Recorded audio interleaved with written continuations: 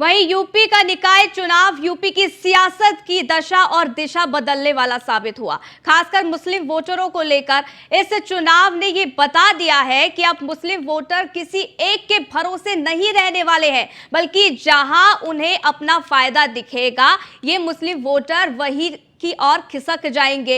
हालांकि ऐसे में इन चुनावों का नतीजा 2024 के लोकसभा चुनाव के लिए भी क्या संकेत दे रहा है, खासकर मुस्लिम पॉलिटिक्स के मोर्चे पर, समझते हैं इस खास रिपोर्ट में।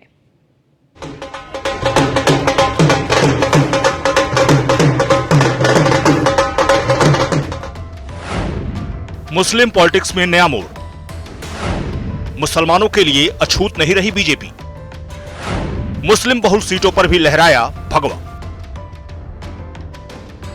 निकाय चुनाव में सभी 17 नगर निगमों में बीजेपी ने भगवा लहरा दिया है। जाहिर है कई राजनीतिक पंडितों के लिए ये ताज्जुब की बात है, क्योंकि अब तक बीजेपी को मुस्लिमों के लिए अछूत घोषित किया जाता रहा था। लेकिन इस दफे तस्वीर बदल गई है। सवाल उठता है आखिर ये हुआ कैसे? तो इसे समझने के लिए कई वजहों की पड़ताल करनी पड़ेगी। बीजेपी की जीत के पीछे सपा और बसपा की रणनीतिक चूक जिम्मेदार रही।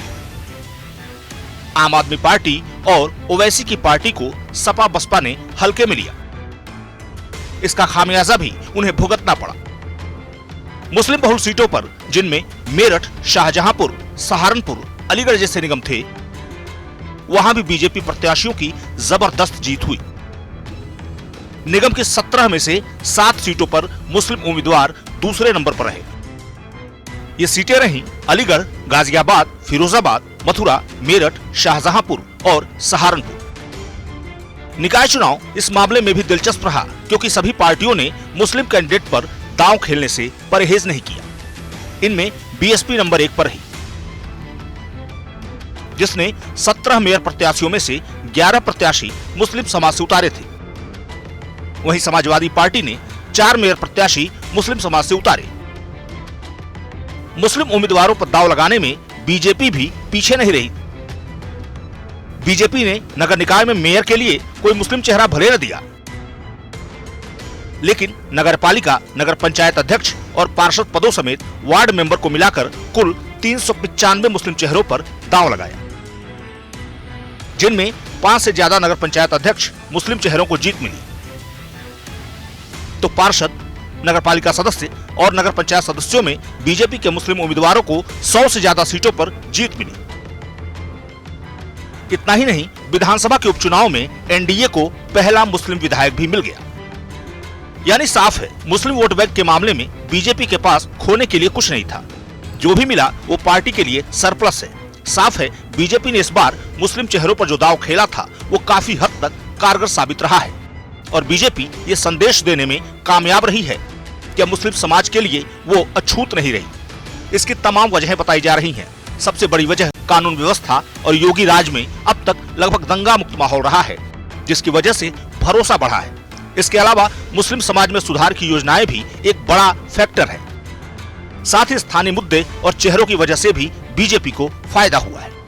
बीजेपी को मुस्लिम वोट बैंक से फायदा मिला है, इसमें कोई शक नहीं, लेकिन एक बड़ी वजह ओवैसी की पार्टी AIMIM भी है, जिसने इस निकाय चुनाव में दमदार दखल दी है।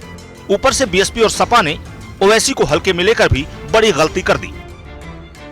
नतीजा, ओवैसी की पार्टी के मेरठ से उम्मीदवार असद ने 1,16,000 से अधिक वोट पाकर सबको चौंका दिया।